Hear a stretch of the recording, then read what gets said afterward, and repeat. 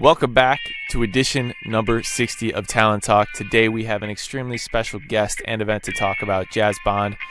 She'll be joining the Dallas Wings of the WNBA after going in the WNBA Draft, Round 3, Pick 31, April 11th, 2022, a date that will live in history for her and everybody she knows, her family and friends. We get to talk about that special time with her in this interview. Enjoy.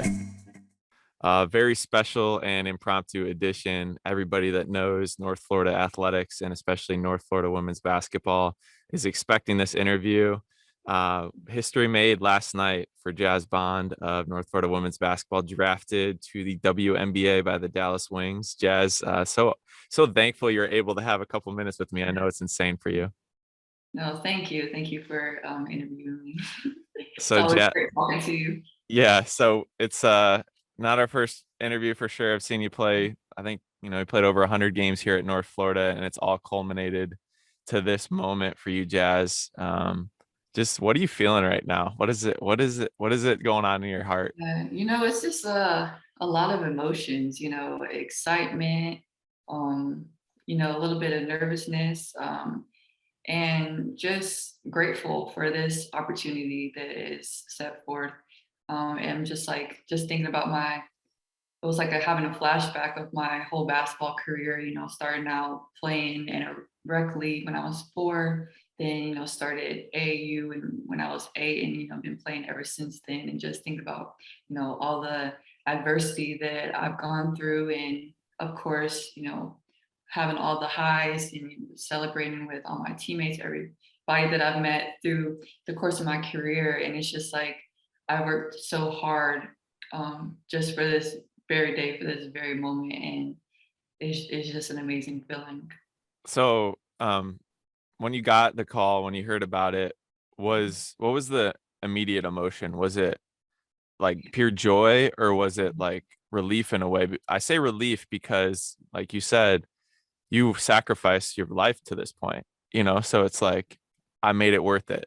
So what was like that feeling for you inside? Yeah, I'd say it was a little bit of both. Like before, like during the whole draft, my heart was just, pumped and pumping away.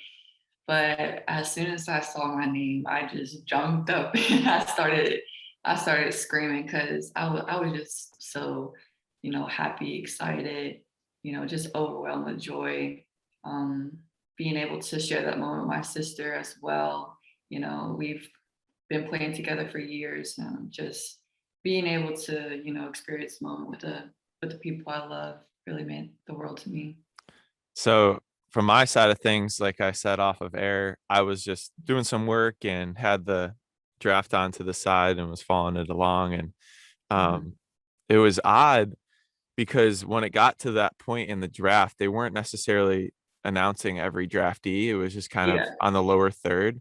Mhm. And I looked up to the side for a second. And right when I looked up, I saw your headshot. And I I I blinked 2 or 3 times. Like I said to you, put my hand in front of my face to make Yeah. sure that was real life. That was for me. Mhm. What was it like for you? Did it feel fake? Yeah, like honestly, like I just felt like I was going through like a dream, like you see in the movies where it's like they're still asleep, but they're in the dream and like everything's going on. So that's how it was really feeling for me in the moment. And I mean, even when I woke up this morning, I was like, "Wow, is this real?" Like, like somebody like pinched me to wake me up. But it's just an amazing surreal moment that Do you I'm entirely grateful for. do you feel like a different person right now? I mean, I don't feel like a different person. I'm the same as I was yesterday before I found out, but it's just an amazing experience to be a part of.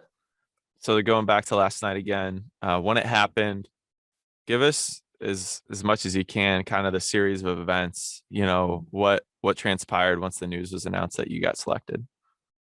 Yeah, so after I got selected, Coach Gibbs called me and he was calling me with his family, and then like everybody was calling me at the same exact time. So I'm like, hey, you gotta go, gotta go. They gotta talk to this person, they gotta talk to that person. So when Gibbs called me, like my parents called me, of course, and then my brother called me. It was just like a chain of phone calls, like from there. And then the president called me, and then the head coach called me, and was talking about my next steps and congratulating me. But yeah, it was just from then on out, it was a big long chain of text messages, phone calls, DMs, and tags, and a whole bunch of posts. I mean, it's got me thinking. I think a really cool segment would be like screen record somebody's phone when they're drafted to see what it's like, Yeah. because I think it probably would scare some people. No, honestly though, because right when I literally right when I got drafted, my phone was just like like notifications. I was just like, wow, like this is crazy. You're popular, huh? Apparently I am now. What did you want to do in that moment? Hmm. What, Like, what what did you want to do? Like, obviously you're happy about it, but like when you received that news, like, did you want to just like be able to soak it in yourself, or like did you want to talk to people about it? What did you want to do? yeah, I mean, it was a little bit of both. Like, obviously, like I said before, like just notifications was going through like right when it happened. So I didn't really have that, that time to just sit there and be like, oh my gosh, that really happened. It was just like phone call after phone call, which like I don't mind because like it's obviously the people that made an impact on my life and helped me throughout my career. I'd love to share this moment with them. But yeah, I mean, once it all slowed down or I stopped like accepting phone calls, I just sat there. I just sat there and I was like, wow, like this really happened. Did you get emotional about it? Yeah, especially when my sister started hugging me. I was wanting to cry, but I didn't. I held off. Now, were you at Coach Clark's house when it Yes, I was. happened? Mhm. What Yeah. Everybody that was around you, I saw the video, the reaction video. How long did that last? Just jumping around. I don't even know. Like time was moving in slow motion. All I remember was just jumping and screaming. Everybody was screaming. Then I had to walk outside to get some fresh air because my legs were starting to shake. My body was just feeling all like jittery. It was crazy. Probably felt like you were gonna pass out for a minute. No, seriously though, I was like, oh goodness, like let me calm down before I, pass out. So when you got the news from Dallas, what was that conversation like? Was it like you had imagined? Hmm. Yeah, I mean, of course, like both I found out when my name was shown, but then they called me and it was just a conversation congratulating me, and then talking about how they can't wait for me to get up there. I'm actually leaving this week to go there. I'll be leaving on Thursday to head there for training camp. All right, we'll get into the future a little bit later, but I want to, cycle back a little bit and rehearse what you've been through to get to this point. Um, Started at USF before you came here, and then became one of the best players, in North Florida history, but also the region of the United States that we're in, and the southeast part of the United States at the Division I level. But people looking at your career probably thinking, she might not get drafted. She won't get drafted. She's at USF and she had to transfer and she's at a Yeah. mid-major, but you made it happen. Mhm. Were there Yeah. any doubts for you that you could achieve something like this? I mean, no, because throughout my whole process, like it didn't matter to me what school was at. At the end of the day, I was going to put in the work that needed to be done, and I was dedicated to working hard every day in practice, and being successful on the floor. Um, but for me, like, and this goes for anybody, like it doesn't matter uh, what school, whether it be a Power Five or mid major, as long as you work hard and you're dedicated to the game, um, you can be successful in whatever you do as long as you work hard. And we saw that in the draft last night, and you It's were not. the perfect example of it with players from Hawaii, Mm-hmm. Florida Gulf Coast, obviously, North Florida. There's a few other mid majors that were drafted. Mhm. Did it feel amazing for you to be able to get that recognition? Because we've seen you do it time and time again. We've seen you post double Yeah. doubles against Power Five teams and have no problem against anybody. But did Yeah. it feel good for you to feel like you're justified? I wouldn't necessarily say I'm justified yet because I still need to put in the work to be in that position. But for me, it was just like I was happy because I was able to put North Florida on the map. I'm sure you can go ask somebody out there and be like, hey, you know, like about North Florida, and they're probably going to say no. I mean, in all honesty, before I transferred, I didn't know anything about North Florida, but I'm just blessed to be in this position to be able to put them on the map. Yeah, I mean, your name's everywhere in the record book now. Saw you go for games with 8 blocks, 30 points and have no problem. Uh, what was there ever a turning point here at North Florida where you felt, obviously in your first game here, you almost posted a double double when you played at Bethune Cookman that first ever game, looking all the way back. But was there ever a point where you felt like, I really know if I just get, the work in, I can get that draft call when I'm done here? Was there ever like a game or a practice or a feeling that you had? Yeah, I'd say there was multiple times that happened. Of course, when I transferred to North Florida, it was me trying to find my love for the game again.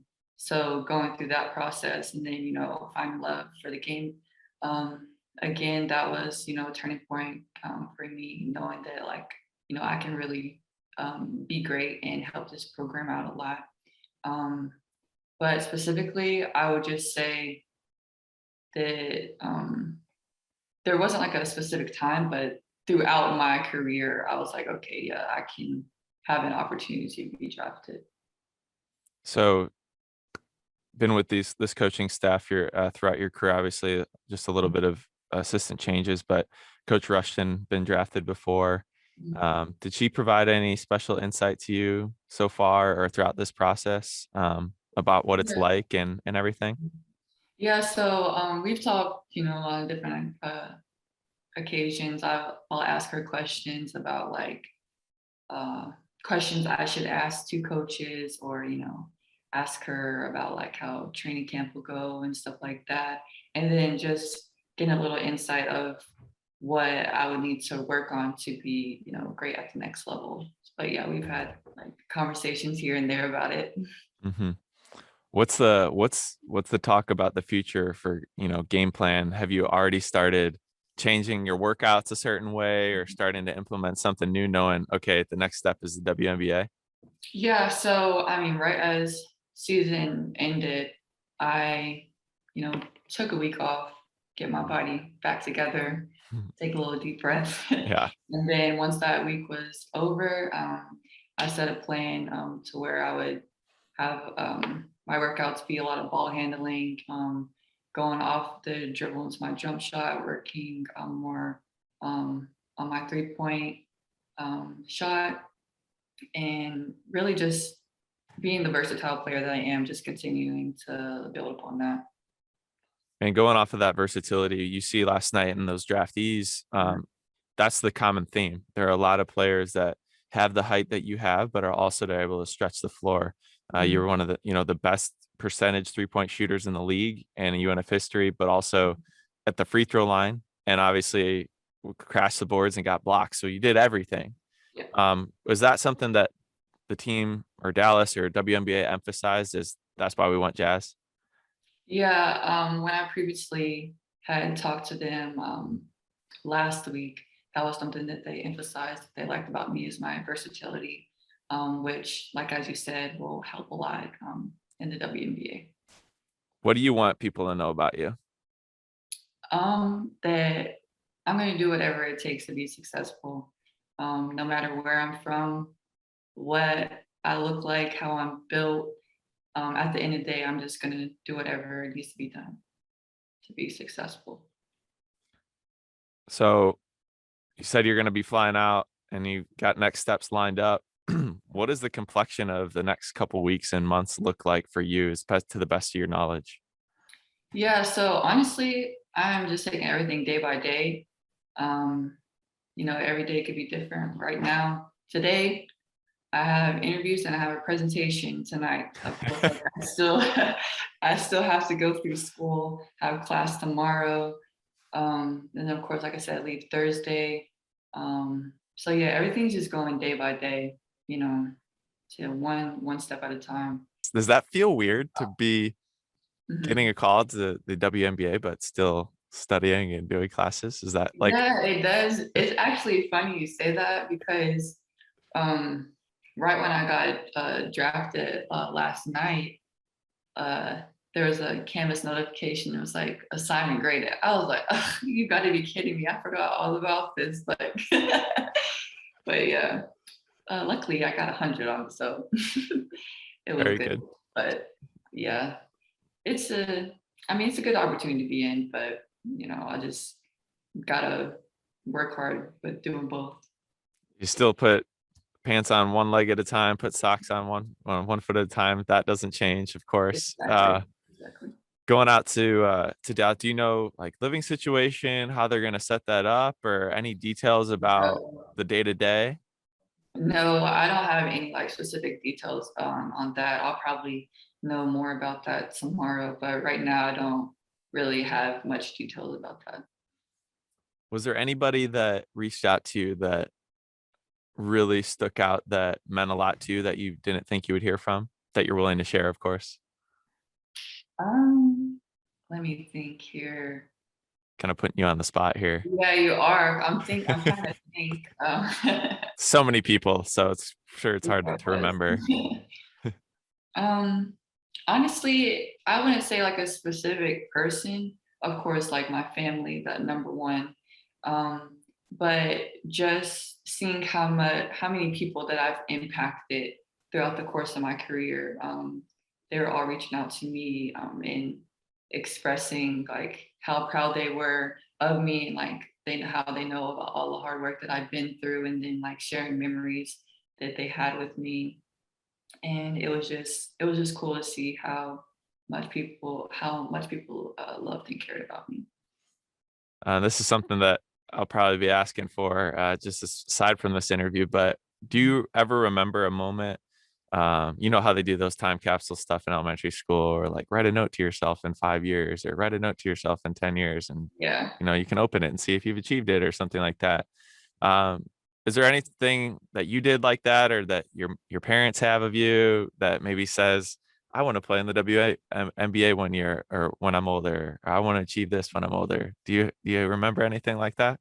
I don't specifically remember anything like that, but I will say, um, last year, a year ago, I, wrote down in my journal things that I wanted to accomplish, and being drafted was one of them. So it's good to look back on that and be able to check that off.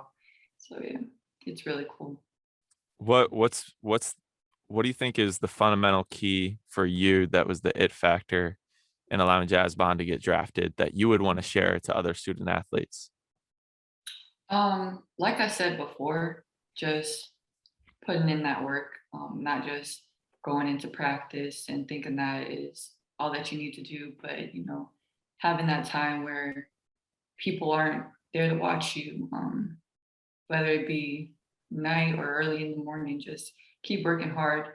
Don't allow the outside noise to get to you. People are going to be there to say bad things about you and good things about you, but you'll probably hear more bad things than you will good. But you just gotta block out, all that, and just keep your head straight and keep on walking, Mhm. because you'll get to where you need to be, as long as you're dedicated to the process. Any special shout outs to people, or anything that you want to give? Of course, shout out to my coaches. Thanks for helping me throughout this process and throughout my time at North Florida. That goes for all my coaches that I've had in previous years as well. Um, of course, to my family, I wouldn't be in this position if it wasn't for them dedicating their time, energy, money, because I'm sure they spent a lot of money on me throughout um, my career. And then, of course, to the good Lord wouldn't be in this position if He hadn't blessed me with the talents that I have. Great. Thanks, Jazz. I'm sure the list can go on and on Yeah. a lot further, but I know everybody at North Florida, myself included, that have watched you for those 4 years. It means a lot to us. This is a major achievement for you, and we're just happy to be here to share it with you. After all the games and seeing the ups and the downs and the highs and lows and awards and achievements, we can't wait to follow what's next for you. Yeah, thank you. Thank you for making time in a very busy time for you, Jazz. We'll be following you throughout this journey as you fly out to Dallas this Thursday and get going with training camp.